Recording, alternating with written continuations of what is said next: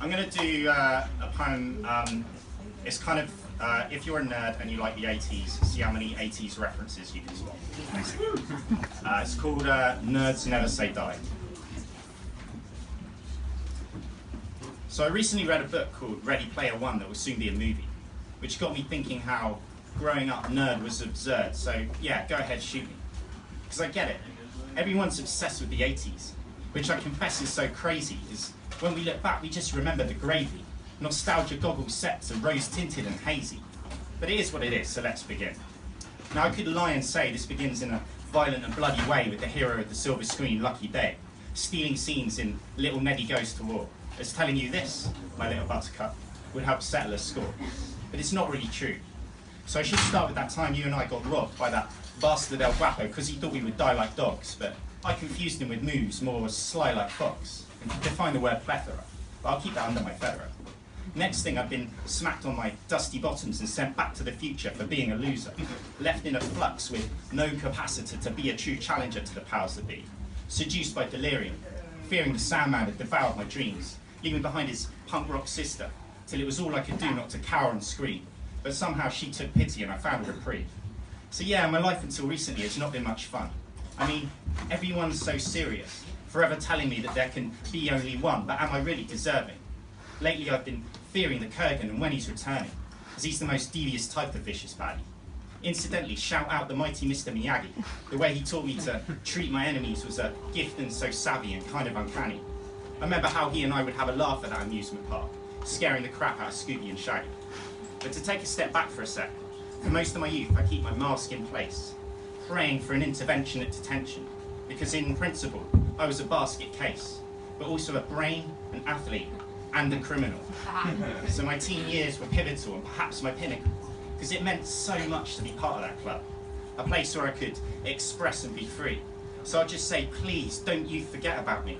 But remember when Jake and I ate cake when I was sweet 16, or that time science helped me create a woman from my wildest dreams, or that time I gave jewellery to Hoggle because he liked its gleam. Forgotten that?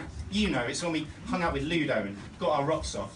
Right before that game of Let the Wookiee Win got me stranded on that Starship Destroyer, oddly dressed as Inigo Montoya, which resulted in a fight with the Man in Black, telling him with conviction that I'll be back, because his boss, the Emperor, had killed my father and should prepare to die, which didn't have the effect I had come to expect. Because I'm a T-800, I don't have the flair to lie, even though I'm the scary type. But bad things do happen when I embrace my machismo. Think food after midnight, a glass of water, and a face-off with Gizmo. But the point came when I started getting too old for this shit. I'm a family man, fair cop, I'm good at my job, but I can't be bolder than Riggs. He's a madman with dark undertones. Should have known something was up when he invited me to his vast Thunderdome. But whatever, maybe I'm better off freezing my enemies in carbonite. But if their force is strong, there's only really a half chance they'll die. Similar to toss them to the Sarlacc, see how far they fly. Yet the obvious solution for a nerf herder like me always seems to be the last to try. So I tend to end up surrounded by bad guys, which gets me all pent up. Makes me want to rip off my shirt, phone box style, like Clark Kent does. So yeah, there's bad guys, then there's me, a joker with my rifle and my gun, ready for fighting and ready for fun. Because I'm a ticking time bomb type of package, shouting good morning Vietnam to motivate the troops trying to minimise their damage. Because I can't help it, I'm a funny guy in a devil of habit, ready to travel to battle all G'd up in my full metal jacket, hoping I can save Toontown from these clowns and clear the name of Roger Rabbit. But missions go wrong, so I spend a lot of time lying low, playing cards with my buddy Lion-O, but he's too good, so I cheat harder, which doesn't cut it with Cheetara, because she's smarter. So I tell her it's cool and we're having a laugh, and this behaviour is in no way damaging Snarf, because he's so impressionable. And we do lead him astray in a silly way, which makes me want to trade places like Winthorpe and Billy Ray. Take a flight back in time like the Navigator, till I end up clashing Nazis in a fight because I'm the raider. But as I was named after a dog, I won't excuse my behaviour, even though in certain archaeological circles my methods have kind of fallen out of favour. So I'll just say this, remember that there, up there, it's their time. Down here, it's our time. It's our time down here.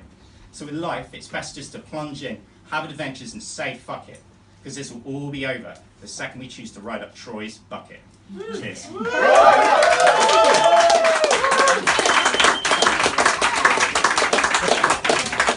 Mikey P, come on!